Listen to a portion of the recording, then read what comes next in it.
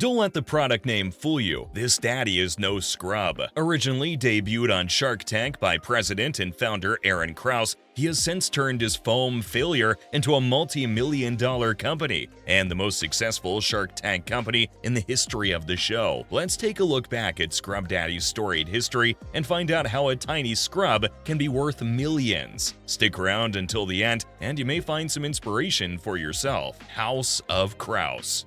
Aaron Krause is the founder, owner, and inventor of the Scrub Daddy. But before he became the granddaddy of sponges, he was a car wash business owner. Krause started a small car wash business in the 90s, which grew larger because of a small invention of his. Before Krause could invent the Scrub Daddy, he was most known for his patented, double-sided car buffing pads that not only helped his car detailing business, but also car enthusiasts all over the globe. Now, this wasn't just luck, nor was it just celebrity power. The buffing pad was a success because Krause knew what he was selling. Aaron Krause mused that at some point he knew every company in the world that produced foam, and every type of foam out there. Krause's successful double-sided car buffing pads eventually caught the eye of a bigger multinational company, 3M. 3M would offer Krause the deal of a lifetime, a deal that would change Krause's life for the better. And without the money and connections to expand his company further, he sold it while he was ahead. But instead of retiring early like most people would with that amount of money, he instead chose to use the money for his next big invention. That's because Krause knew he was an inventor at heart, and his knack for solving problems with inventions would lead him down the path to success. And that it did. Foam history.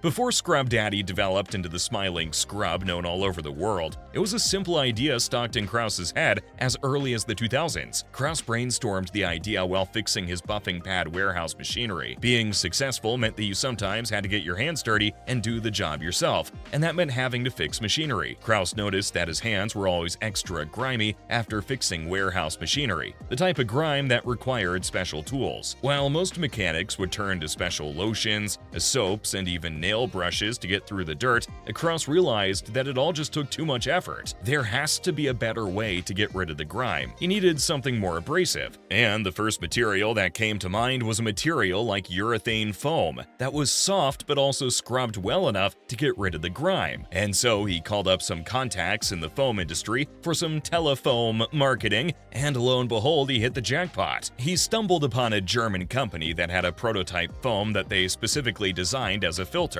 but ended up scrapping it because it didn't fulfill the purpose. As the saying goes, one man's trash is another man's treasure, and Aaron Krause hit the mother lode. Aaron jumped on the opportunity and tried the foam out for himself. The foam was abrasive enough to scrub your hands, but loose enough to be rinsed clean, unlike those one-time use oil rags you see so often in mechanic shops. Krause immediately fell in love with this special foam, and he wanted to share his new discovery by selling the foam to other grimy-handed mechanics.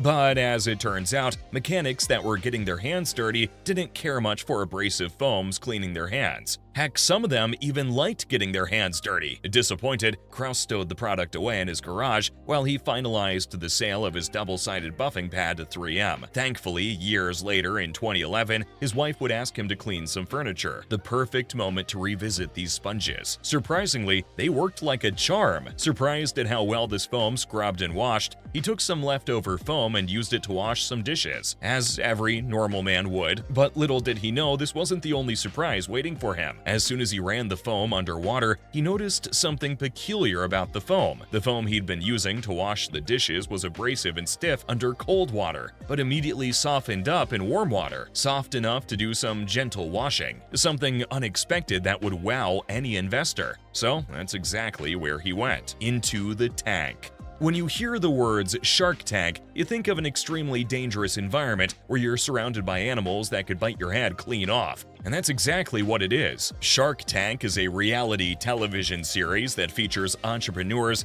pitching their business ideas or products to a panel of wealthy investors, known as sharks. At the time, a Shark Tank was sending waves through television. The sharks were entertaining, fair, insightful, and could rip you apart if you weren't prepared for it. Of course, this formula was exactly what viewers wanted, and companies could get a boost just by being featured on Shark Tank. That's why Aaron Krause decided to throw his hat in. million. He applied for season 4 of Shark Tank, where he would deliver the pitch of a lifetime. The smiley-faced sponge would make its first TV appearance on season 4, episode 7 of Shark Tank, aired on October 19, 2012. Aaron Krause entered the Shark Tank with all the confidence of the ShamWow guy, channeling his inner late-night shopping channel bravado. His presentation had all the bells and whistles that kept the attention of the sharks, including a product demo to show how absorbent the foam is and the way the sponge changes in nature every time you change the temperature. Scrub Daddy had everyone's ears, and the sharks were interested, to say the least. Of course, not all the sharks believed the idea. Scrub Daddy was a foam sponge. How profitable could it be? But with every doubt cast by the sharks, Aaron answered in solid numbers, impressing most of the sharks and even instigating a bidding war among them. Now, Scrub Daddy had the sharks clawing at each other. But Aaron Krause knew best. He knew that the way to succeed with a product was to know your market, and no one knew the market better than resident shark Lori Grenier. Lori Grenier is an entrepreneur that knows the market like the back of her hand, with a plethora of connections in the retail industry. While most sharks criticized the Scrub Daddy for being a one-product wonder, Lori had the confidence in the product and promised to make Aaron a millionaire in just a year. So Aaron Krause made the obvious choice of choosing Lori Grenier,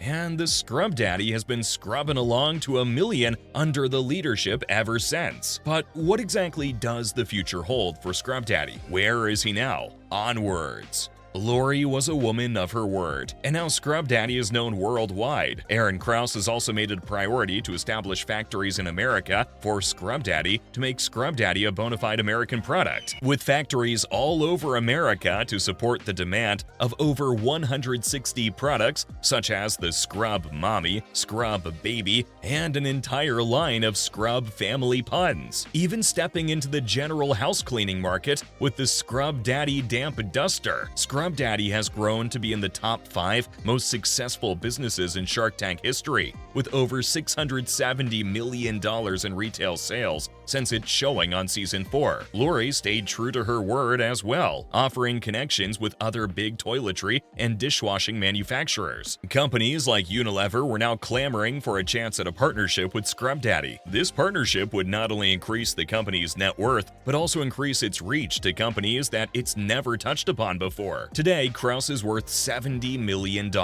and his company is worth north of $200 million. And that number can only get higher from here. Aaron Krause's millions were built on his confidence, and that confidence was built on his knowledge of the industry he was in. It's a common rule for investors to only invest in products that you're sure you know, and Krause definitely knew the foam industry. So the next time you look at starting your multi-million-dollar business, take a look at the industry that you know, learn everything, and invent ways to fix any holes in those industries. Who knows? You might just be the next big bait for the sharks.